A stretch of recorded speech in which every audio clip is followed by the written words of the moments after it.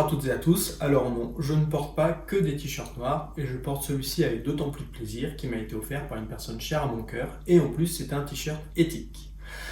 Bon, on n'est pas là pour parler de ma garde-robe, d'autant plus que le sujet du jour est sérieux. Aujourd'hui on va parler angoisse, anxiété, stress, choc émotionnel et voir quelles réponses les huiles essentielles peuvent y apporter.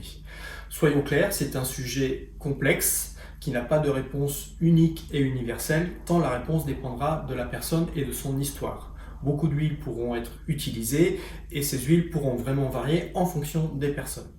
Pour rester dans un format court, j'ai donc choisi de vous présenter une huile dans un contexte. Cette huile, c'est l'huile de camomille romaine. Attention à ne pas confondre avec d'autres camomilles, on la trouve sous deux noms latins différents, Camamelum nobile ou bien Anthemis nobilis.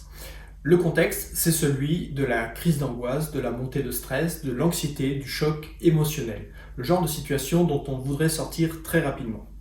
L'huile de camomille romaine, de par sa richesse en ester, est très adaptée à ce genre de situation. Et si vous vous sentez concerné, n'hésitez pas à toujours avoir une petite fiole avec vous, elle vous sera toujours d'un grand secours.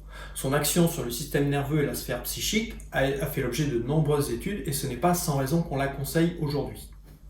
Pour l'utiliser, rien de plus simple. La première étape, quand vous sentez la chose monter, vous prenez directement la fiole et vous commencez à sentir directement au flacon en prenant de bonnes respirations.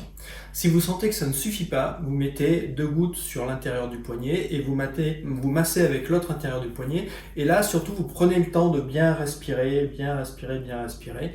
Et là, vous allez avoir l'action olfactive qui va se combiner avec l'action interne puisque l'huile essentielle va très vite pénétrer dans la circulation générale.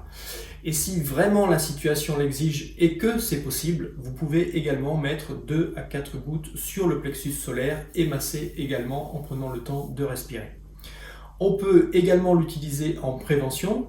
Par exemple, si on sait qu'on va avoir affaire à une situation anxiogène ou angoissante, par exemple, on a peur de l'avion et on sait qu'on va devoir prendre l'avion, n'hésitez pas une semaine avant à en mettre 2 gouttes 2 fois par jour sur l'intérieur des poignets pour commencer à permettre au système nerveux de se stabiliser et le jour J de l'appliquer comme on vient de le voir précédemment.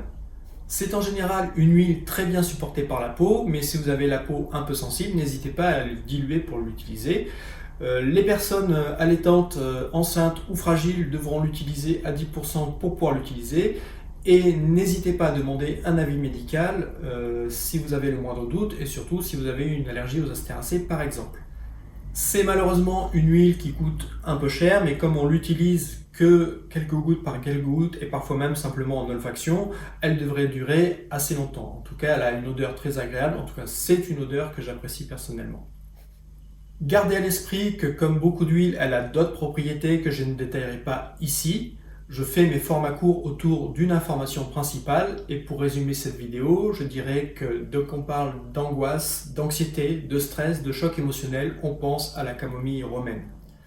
Comme je le disais, ce n'est pas une réponse unique, c'est une réponse parmi tant d'autres. La meilleure réponse sera toujours celle adaptée à votre cas après avoir consulté une personne compétente. Voilà, prenez bien soin de vous et à très bientôt pour de prochaines vidéos.